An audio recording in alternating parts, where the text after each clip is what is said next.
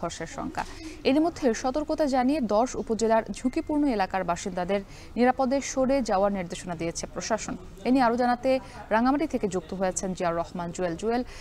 ঝুঁকিপূর্ণ এলাকার বাসিন্দাদের নিরাপদে সরিয়ে নিতে প্রশাসন কি পদক্ষেপ নিয়েছে জানাবেন, এবং কতটি আশ্রয় কেন্দ্র প্রস্তুত রাখা হয়েছে সেখানে?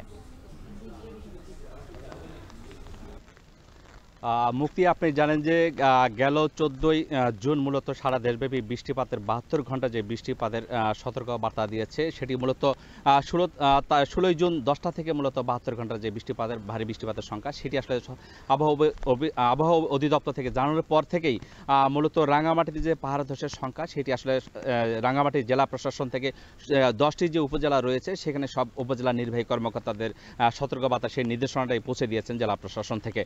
আমরা একটু বলে রাখি যে এই রাঙামাটির এই 10 উপজেলার বাইরেও যদি এই রাঙামাটি শহরের কথাই বলি, পৌর এলাকার 9টি যে ওয়ার্ড রয়েছে সেখানে অন্তত 29টি ঝুঁকিপূর্ণ স্থান চিহ্নিত করেছে জেলা প্রশাসন, যেখানে অন্তত 5,000 পরিবারে 20,000 মানুষ বসবাস করে।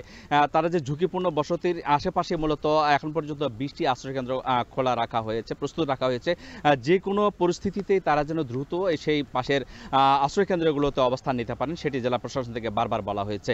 এর বাইরে যদি বলি 10 উপজেলা, অর্থাৎ রাঙ্গামাটির যে 10টি উপজেলা রয়েছে সবগুলো, সেখানে অন্তত 1 লক্ষ মানুষের ঝুঁকিপূর্ণ যে পাহাড়ের পাদদেশে বসবাস করছেন এমন একটি তালিকা কিন্তু আমরা জানতে পেরেছি।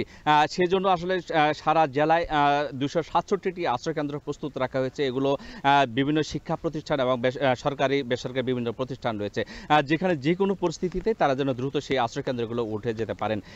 জেলা প্রশাসন যেটি জানিয়েছেন যে এখন পর্যন্ত তারা সেই সতর্কবার্তাটা অব্যাহত রেখেছেন এবং পর্যাপ্ত ত্রাণের ব্যবস্থাও রয়েছে। একই সঙ্গে উদ্ধার তৎপরতার জন্য পাহাড় ধসের যে ঝুঁকিতে রয়েছেন তাদের উদ্ধার তৎপরতার জন্য rover scout, police, fire service এবং জেলা প্রশাসনের নির্ধারিত যে এনজিওগুলো রয়েছে তাদের আসলে কর্মীরা প্রস্তুত রয়েছেন।